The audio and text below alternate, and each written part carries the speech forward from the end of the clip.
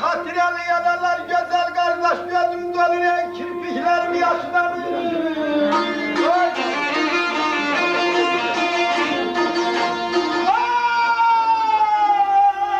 Böyle yavaş yavaş serinleşir araları. Cemilmedim kohum kardeş etrafımdan taşıdan değmezmedim.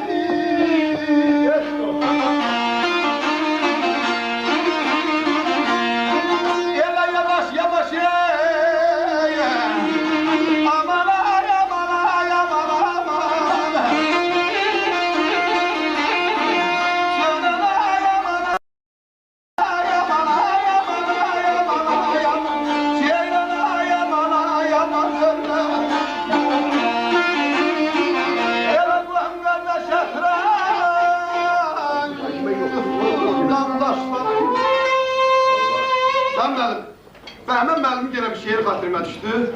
Doğrudan da ziyarımız ne kadar varsa, ne kadar inkişaf edilirse, devletimiz de bir hele güçlü inkişaf ediyor.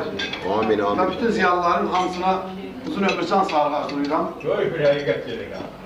Bu aksiyondur. Demek. Odur ki, Bəhmənin bir gözəl şehri yaşlanmasına, özünün öz yaşlanmasına yazdığı şehir yazmak için. Qövr etdikçe hatirəli yaralar.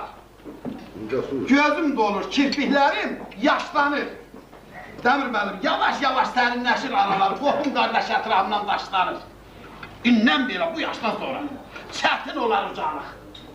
Cəhd etmək də bicalıqdır, bicalıq. Uzun süren xəstəlikdir qocalıq, daha mənim xəstəliyim başlanır.